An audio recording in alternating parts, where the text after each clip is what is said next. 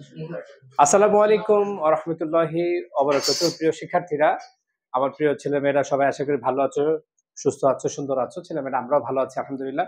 ছেলেমেয়েরা আমরা রেওয়ামিল নামক গুরুত্বপূর্ণ একটা অঙ্ক করছি। এটা সহজ, তবে খুব ছোট বা সূক্ষ্ম ভুল হলে কিন্তু রেওয়ামিল ভুল হয়ে যাবে। এইজন্য আমরা আজকে কি করব? আমরা আজকে রেওয়ামিলের বেসিক ক্লাস শিখব।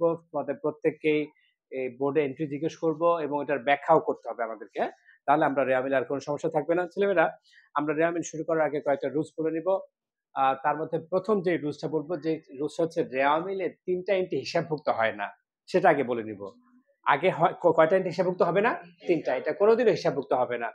যেকোনো প্রকার সম্ভাব্য, বলো, যেকোনো প্রকার সম্ভাব্য, আনুমানিক, নিষ্পত্তিহীন।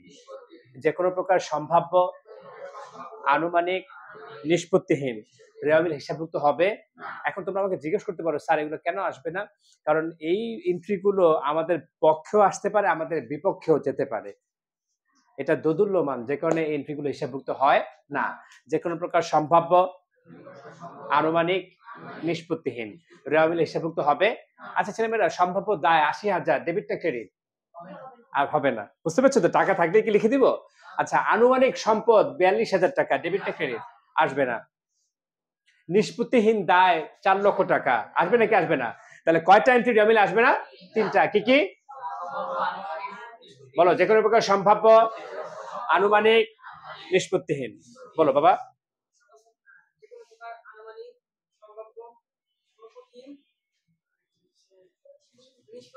আবার জিজ্ঞেস করো তোমাকে, বলো।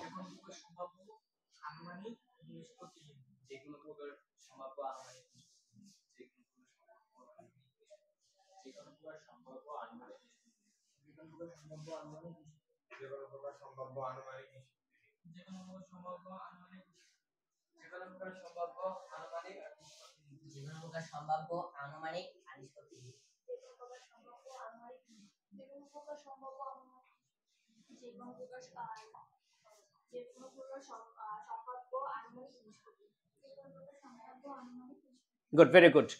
তাহলে আমরা রেওয়ামিল শিখতে যাবার আগে আমরা শিখেছি কোন কোন এন্ট্রিগুলো রেওয়ামিলে আসবে না, তাই না? তোমরা যে অমিশন অফ আর্টিকেল করেছো না? করেছো না ইংলিশে? অমিশন অফ আর্টিকেল মানে যেখানে আর্টিকেল বসে না, তাই না? এরকম আর কি। এই রেওয়ামিলে কোন কোন অমিশন অফ, আমরা ট্রায়াল ব্যালেন্স বলতে পারি এটাকে, হ্যাঁ? তোমরা তো ইংলিশে অনেক ভালো পারো আশা করছি। এবার শোনো ছেলেমেয়েরা, তাহলে কয়টা এন্ট্রি রেওয়ামিল অন্তর্ভুক্ত হবে না? ৩টা। কি কি? সম্ভাব্য, আনুমানিক, নিষ্পত্তিহীন। এবার এসো, রেওয়ামিলের যেই ভিত্তিগুলো, সেই ভিত্তিগুলো অন্যান্য অঙ্কের মতো। যেমন প্রথম রুলস হচ্ছে সম্পদ ব্যয় উত্তোলন ডেবিট, আয় দায় মূলধন ক্রেডিট। বলো তো। তারপর হচ্ছে সকল প্রকার সঞ্চিতি ক্রেডিট হবে, শুধুমাত্র পাওনাদারে বাট্টা সঞ্চিতি আর প্রদেবিলে বাট্টা সঞ্চিতি ডেবিট হবে। একজন বলতে পাশ থেকে এই এন্ট্রিটাই। হ্যাঁ, গুড। সকল প্রকার, এরপরে রুলস বলছি। প্রথমে বলছি সম্পদ ব্যয় উত্তোলন ডেবিট, আয় দায় মূলধন। এরপর বলছি সকল প্রকার সঞ্চিতি ক্রেডিট হবে, শুধুমাত্র পাওনাদারে বাট্টা সঞ্চিতি আর প্রদেবিলে বাট্টা সঞ্চিতি ডেবিট হবে। সকল প্রকার তহবিল ক্রেডিট হবে, শুধুমাত্র নগদ তহবিল, ব্যাংক তহবিল, তসরুপ তহবিল ডেবিট হবে। সকল প্রকার তহবিল ক্রেডিট হবে, শুধুমাত্র নগদ তহবিল, ব্যাংক তহবিল, তসরুপ তহবিল ডেবিট হবে। বাম পাশ থেকে কে বলতে পারবে ৩ নম্বর রুলসটা?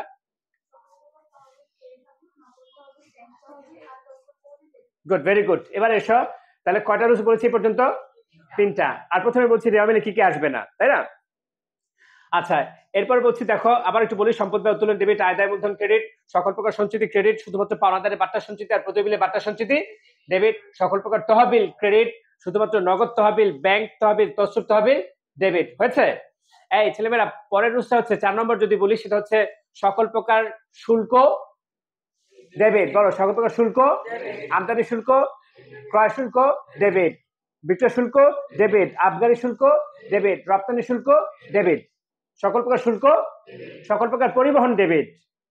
5 নম্বর রুল বলছি, সকল প্রকার পরিবহন, ক্রয় পরিবহন ডেবিট, বিক্রয় পরিবহন ডেবিট, আন্তঃপরিবহন ডেবিট, বহন খরচ ডেবিট, আনায়ন খরচ ডেবিট। ক্লিয়ার?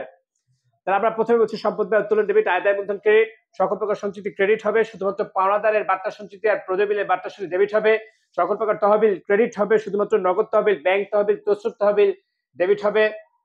সকল প্রকার শুল্ক ডেবিট, সকল প্রকার পরিবহন ডেবিট। এরপর শোনো, এরপর হচ্ছে আমরা শিখেছি যে কোন এন্ট্রি যদি ডেবিট হয় এটার অগ্রিমটাও কি হয় ডেবিট, যেমন বেতন ডেবিট, এটার অগ্রিমটাও কি হবে ডেবিট, যেমন সরি বেতন ডেবিট, অগ্রিম বেতন ডেবিট, বকেয়া বেতন ক্রেডিট, বকেয়াটা ক্রেডিট হবে। ভাড়া ডেবিট, অগ্রিম ভাড়া ডেবিট, বকেয়া ভাড়া ক্রেডিট। হয়েছে?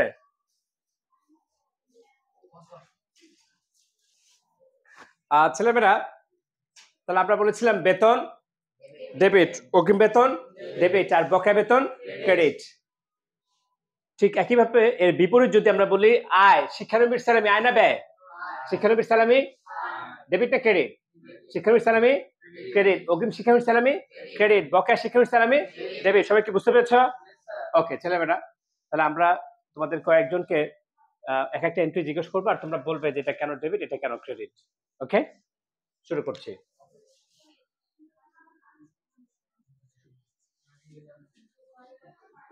বলো সীমান্ত, ভাড়া এটা ডেবিট নাকি ক্রেডিট? ভাড়া 10,000 ডেবিট, কেন? কোন রুলসের মধ্যে পড়েছে?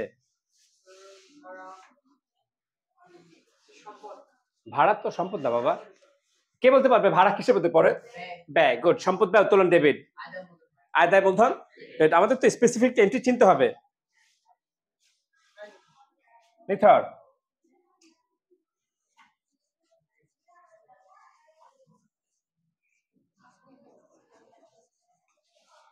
বলো অগ্রিম বেতন। নিথর, ডেবিট হবে, কোন রুলসের মধ্যে পড়েছে এটা?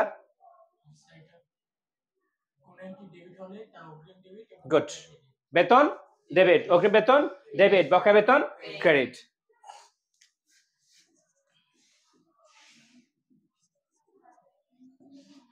বলো চৌধুরী রায়হান ঋণ 80,000 ক্রেডিট, কোন রুলসের মধ্যে পড়েছে? আয় দায় মূলধন ক্রেডিট। আয় দায় মূলধনের মধ্যে কোনটার মধ্যে পড়ে? ঋণ দায়। গুড, ভেরি গুড, ইয়েস, ঠিক আছে, ঠিকই বলছো। আমিরুল,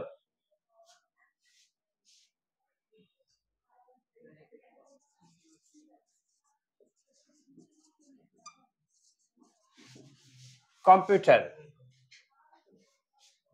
আমিরুল, ডেবিট, কোন রুলসের মধ্যে পড়েছে? সম্পদ ব্যয় উত্তোলন ডেবিট। গুড, সম্পদ ব্যয় উত্তোলন ডেবিটের মধ্যে কোনটার মধ্যে পড়ে এটা?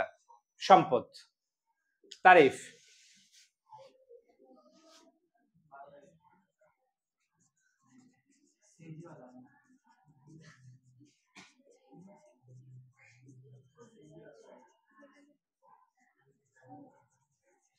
তারিফ, দেড়াদার বার্তা সঞ্চিতি। Wow, very nice entry.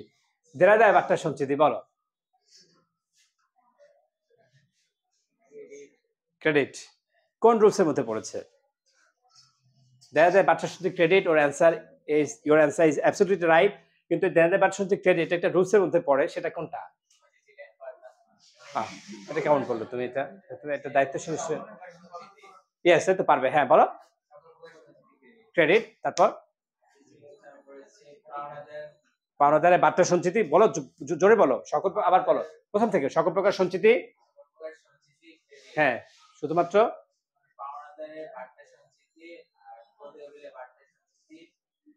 Debit, ঠিক আছে। চৌধুরী নাহিয়ান,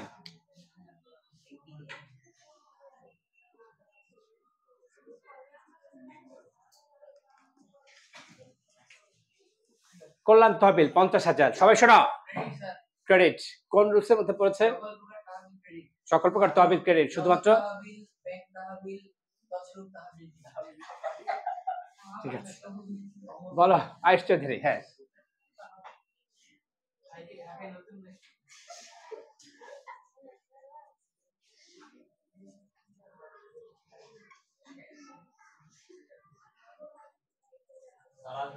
হ্যাঁ, আনুমানিক আয় 60,000 আসবে না?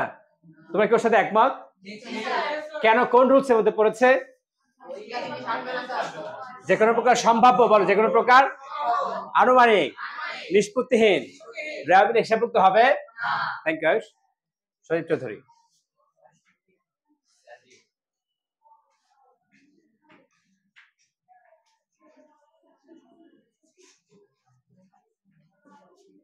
সজীব, উপভাড়া 5,000। ক্রেডিট কোনটার মধ্যে পড়ে?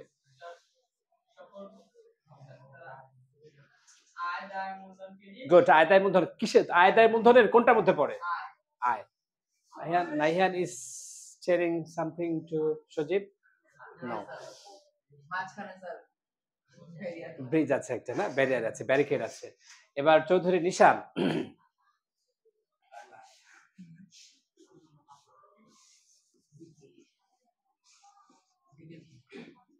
কত গুরুত্বপূর্ণ ক্লাস, অথচ কে আসেনি? ও আবির কোথায়?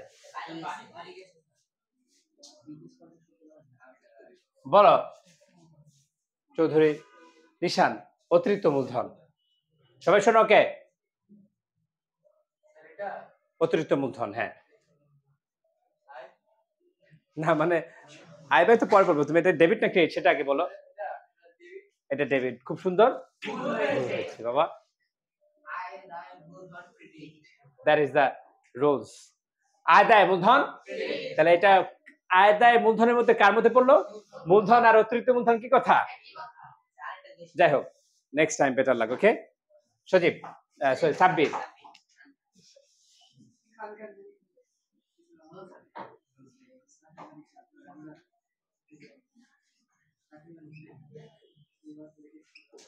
সাব্বির, অভিকর, অভিকর ৮০০০।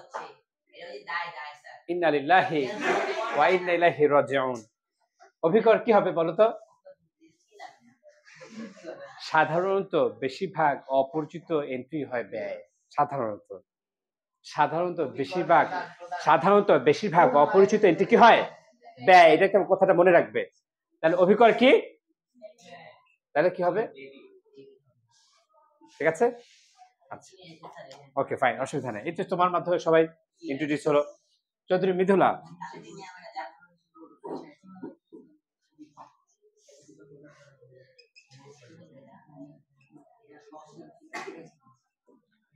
হ্যাঁ মৃদুলা, পাওনাদার ক্রেডিট কোন রুলসের মধ্যে পড়েছে? না রে বাবা, এটা তাদের ডেবিট হওয়ার কথা। সঞ্চিত, এটা তো সঞ্চিত রুলসে পড়েনি। কিসের রুলসে পড়েছে বলো? পাওনাদার দায়। কিসের মধ্যে? আয় দায় মূলধন ক্রেডিট, পাওনাদার দায়। পাওনাদার কি? ঠিক আছে, তাহলে আবার একটু বলো তো, পাওনাদার ডেবিট না ক্রেডিট? হ্যাঁ কেন? কোনটার মধ্যে পড়েছে? দায়ের মধ্যে পড়েছে। ওকে আজমেরি।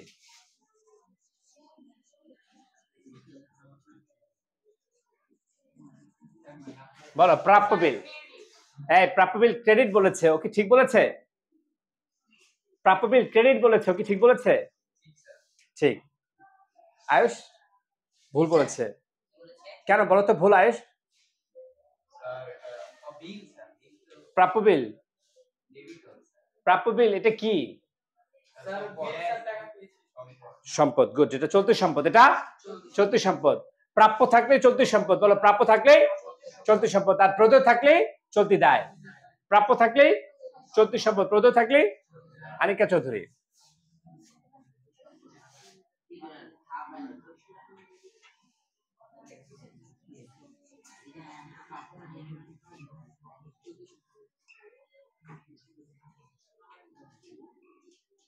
আনিকা চৌধুরী, এই সবাই শোনো, সাধারণ সঞ্চিতি ৬০০০। সাধারণ সঞ্চিতি, হ্যাঁ ডেবিট হবে। অ্যান্সার ঠিক হয়েছে? ক্রেডিট। আচ্ছা তুমি ক্রেডিট ধরে নিলাম, ক্রেডিট কোন রুলসের মধ্যে পড়ে এটা? সাধারণ সঞ্চিতি ক্রেডিট। হ্যাঁ পাট্টা সঞ্চিতি ডেবিট। ঠিক বুঝতে পেরেছো তো? সকল প্রকার সঞ্চিতি ক্রেডিট, শুধুমাত্র পাওনাদারে বাট্টা সঞ্চিতি আর প্রদেয় বিলে বাট্টা সঞ্চিতি।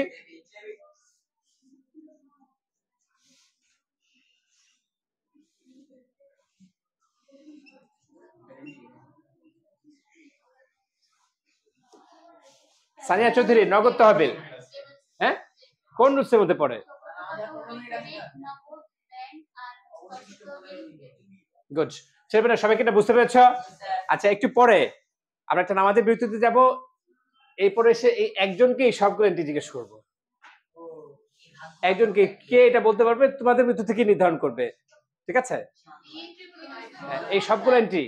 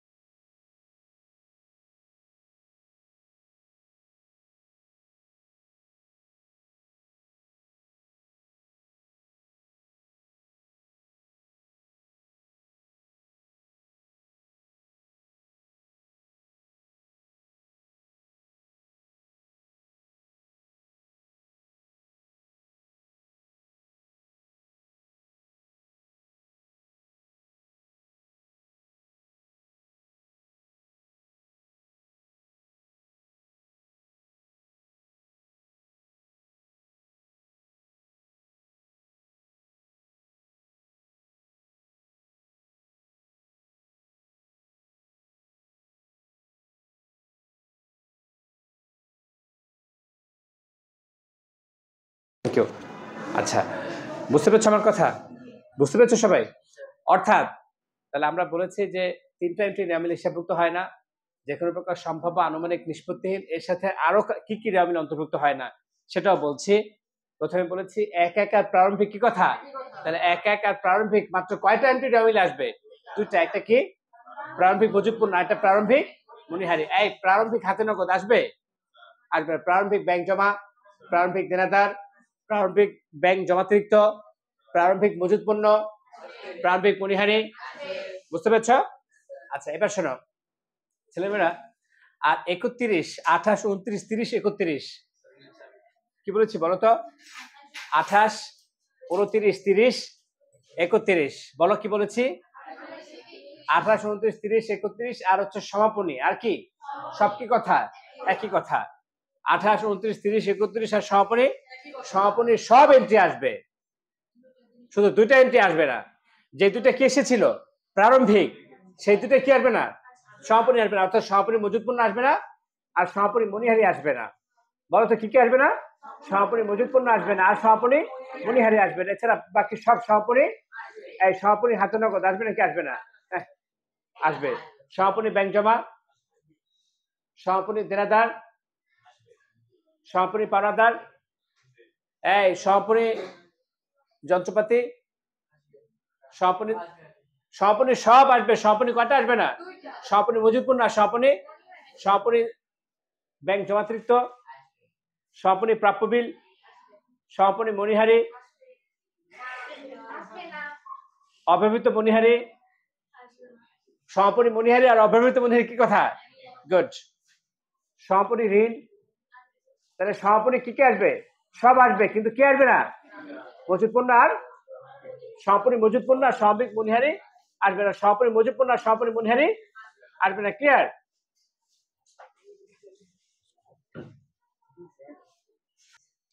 আচ্ছা এবার আমরা বেশ কিছু এন্ট্রি প্র্যাকটিস করার পর আমরা এখন আমাদের টেস্ট পেপারে এসেছি। ঢাকা বোর্ড 2024-এ 8 নম্বর রেওয়ামিল এন্ট্রিগুলো আনিকা বলবে। আনিকা প্রথম থেকে বলো।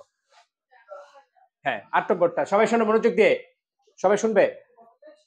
পৃষ্ঠা 16 আর 8 বলো। হ্যাঁ হ্যাঁ ডেবিট, এমন টাকা বলা দরকার, শুধু এন্ট্রিগুলো ডেবিট ক্রেডিট বলে দাও। হ্যাঁ হ্যাঁ, ক্রয় ডেবিট, প্রাপ্য বিল ডেবিট। শোনো সবাই, হ্যাঁ ছেলেমেয়েরা, ক্রয় খতিয়ানের জের, আমার দিকে তাকাও, কি বলেছি? ক্রয় খতিয়ানের জের মানে হচ্ছে পাওনাদার। ক্রয় খতিয়ানের জের মানে পাওনাদার। বলো এবার কি? ক্রয় খতিয়ানের জের পাওনাদার, এটা সম্পন্ন দায়, ডেবিট না ক্রেডিট? তাহলে বলো তো সজীব, ক্রয় খতিয়ানের জের আরেকটা নাম, পাওনাদারের আরেকটা নাম ক্রয় খতিয়ানের জের। সাব্বির, পাওনাদারের আরেকটা নাম। নিশান, পাওনাদারের আরেকটা নাম। এই নাহিয়ান পাওনাদারের একটা নাম, তারিফ পাওনাদারের একটা নাম, পাওনাদারের একটা নাম যে বলো। হ্যাঁ আবার বলো বলো। বিজ্ঞাপন ডেবিট, তারপর মূলধন ক্রেডিট। হ্যাঁ যে প্রারম্ভিক মজুতপূর্ণ ডেবিট, তারপর হ্যাঁ এই একটু মনোযোগ দাও। হ্যাঁ বন্ধকঋণ ক্রেডিট। হ্যাঁ সমাপনী মজুদ কি আসবে? সমাপনী মজুদ আসবে ছেলেমেয়েরা? পৃথিবীর সব সমাপনী আসবে, কিন্তু সমাপনী মজুতপূর্ণ সমাপনী মনিহারি তার সমাপনী মজুদ আসবে। হ্যাঁ তারপর বলো। বকেয়া বেতন ক্রেডিট, গুড। তারপর এই বিক্রয় কি হবে? বিক্রয় তো আয়, বিক্রয় কি? আয় দেয় মূলধন, বলো বিক্রয়। হ্যাঁ প্রারম্ভিক হাতে নগদ আসবে। প্রারম্ভিক কি কি আসবে? প্রারম্ভিক মজুতপূর্ণ প্রারম্ভিক, বলো তারপর বলো। গুড, অগ্রিম ভাড়া ডেবিট। হ্যাঁ না 10% বিনিয়োগ, এটা বিনিয়োগের সুদ হলে ক্রেডিট হতো, কিন্তু বিনিয়োগ তো সম্পদ। বিনিয়োগ কি? সম্পদ। হ্যাঁ বিনিয়োগ ডেবিট না ক্রেডিট? বিনিয়োগ সম্পদ ডেবিট। হ্যাঁ তারপর ব্যাংক জমা কি সম্পদ না দায়?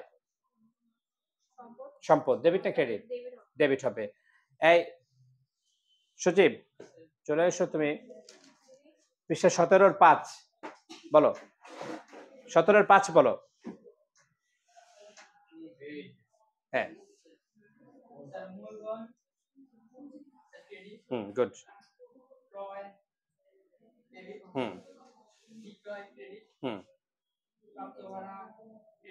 প্রাপ্ত ভাড়া আয় ক্রেডিট, গুড।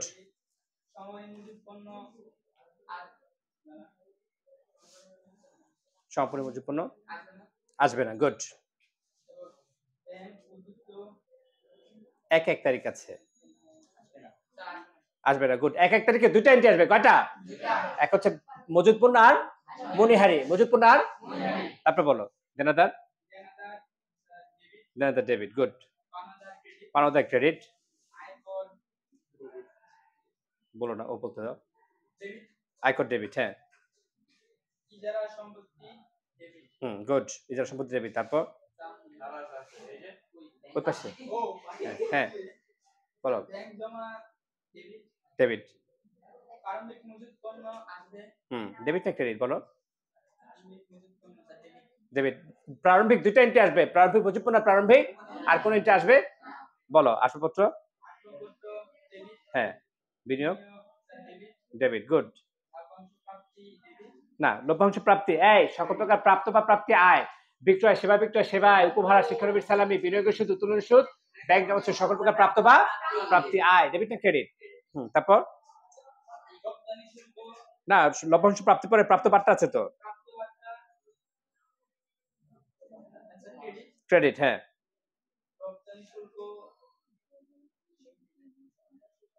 সকল প্রকার শুল্ক, সকল প্রকার শুল্ক ডেবিট, সকল প্রকার শুল্ক বলো। রপ্তানি শুল্ক, হ্যাঁ সাধারণ সঞ্চিতি, সাধারণ সঞ্চিতি ক্রেডিট, বুঝতে পেরেছো? এই পাশ থেকে আসবেরই বলো। পৃষ্ঠা 19-8 শোনো ছেলেমেয়েরা, দেখো ছকটা কিরকম হবে। তারিখ, বিবরণ, খতিয়ান পৃষ্ঠা, ডেবিট টাকা, ও তারিখ হবে না সরি, ক্রমিক নং বলো কি হবে? ক্রমিক নং, বিবরণ বা হিসাবের নাম, খতিয়ান পৃষ্ঠা, ডেবিট টাকা, এন্ট্রিগুলো। এই এন্ট্রিগুলো যেটা ডেবিট সেটা ডেবিটের পাশে বসাবো, যেটা ক্রেডিট সেটা। সহজ না কঠিন? আজমেরি বলো। 8 19 পৃষ্ঠার 8। হ্যাঁ হাতে নগদ কে আসবে? 19 পৃষ্ঠা 8টা বের করো সবাই, পৃষ্ঠা 19-এর 8 বের করো। নাহিয়ান ও হাতে নগদ আসবে, ও বলছে প্রথমে আসবে বলছিল, তারপর আসবে না বলছিল, আসলে কি কোনটা হবে? হাতে তাকিয়ে দেখো প্রশ্নটার দিকে।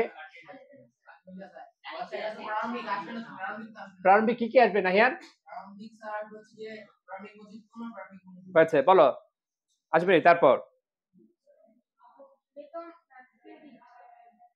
বেতন ব্যয় বাবা, হ্যাঁ তারপর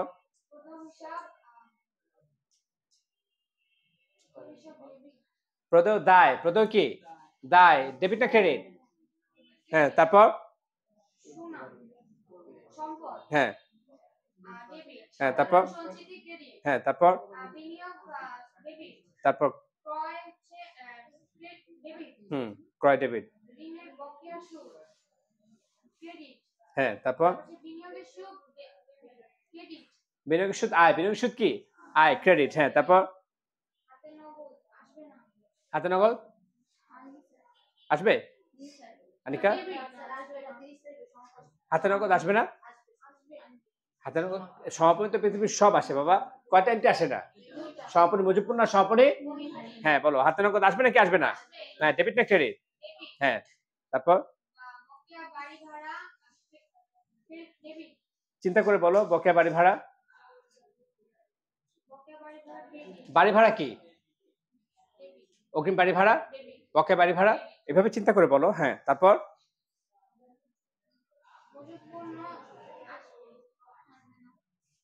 মজুদ পণ্য কি আসবে নাহিয়ান মজুদ পণ্য কি আসবে কেন আসবে না কয়টা সমাপনী আসে না কি কি হ্যাঁ বলো তারপর বলো হ্যাঁ ক্রেডিট তারপর তারপর বিক্রয় বিক্রয় ক্রেডিট আয় বিক্রয় কি আয় তারিফ তারিফ বের করো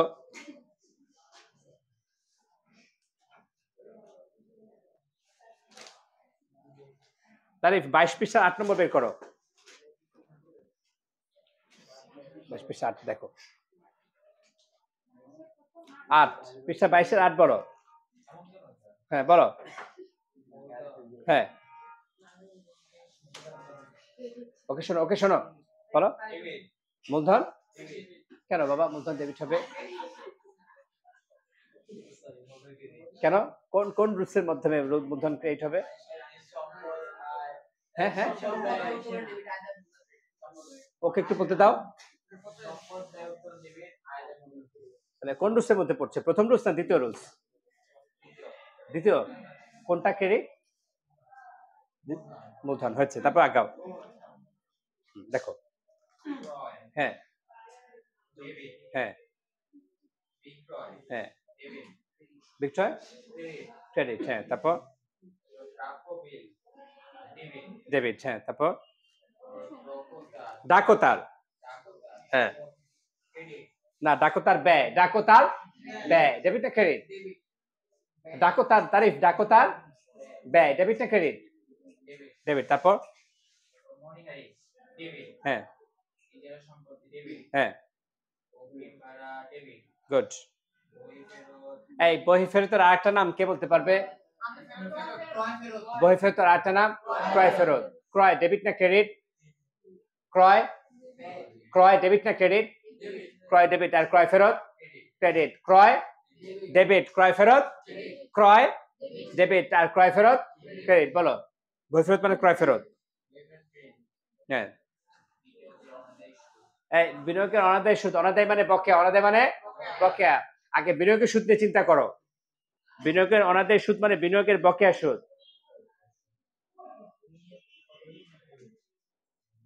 বিনিয়োগের সুদ এটা আগে চিন্তা করো হ্যাঁ বিনিয়োগের সুদটা কি তারিফ আয় ডেবিট না ক্রেডিট বিনিয়োগের সুদ ক্রেডিট অগ্রিম বিনিয়োগের সুদ বিনিয়োগের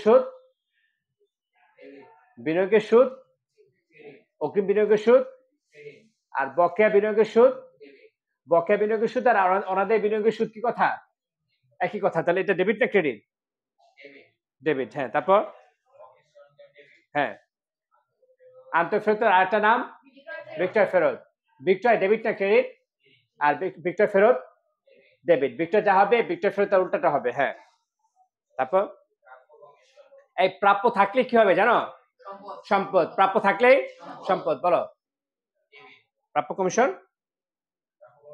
ডেবিট তারপর আগে উপভাড়া চিন্তা করো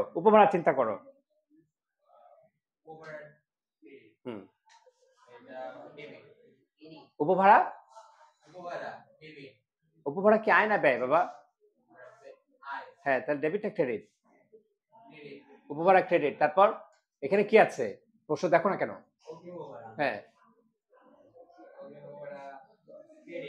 হ্যাঁ হচ্ছে। তারপর এই প্রত্যয় থাকলে সেটা দায়। বলো। তারপর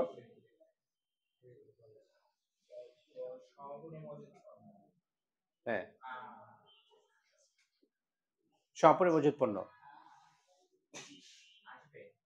আসবে। ডেবিট না ক্রেডিট বাবা? ডেবিট। খুব সুন্দর। কারণ পৃথিবীর সব সমাপনী আসবে, শুধু সমাপনী মজুদ পণ্য আর সমাপনী পরিহারে। আর ওটা উপরে দেখো কেন তুমি এন্ট্রি দেখে দেবে উপরে সব বাদ। হ্যাঁ তারপর তারপর বলো। ব্যাংক জমা উদ্বৃত্ত এটা কি সম্পদ আয় ব্যয় কিসের মধ্যে পড়ে? ব্যাংক জমা উদ্বৃত্ত, ব্যাংক জমার উদ্বৃত্ত কিসের মধ্যে পড়ে বাবা? ব্যাংক জমা আর ব্যাংক জমা উদ্বৃত্ত একই কথা তাই না? হ্যাঁ ডেবিট না ক্রেডিট?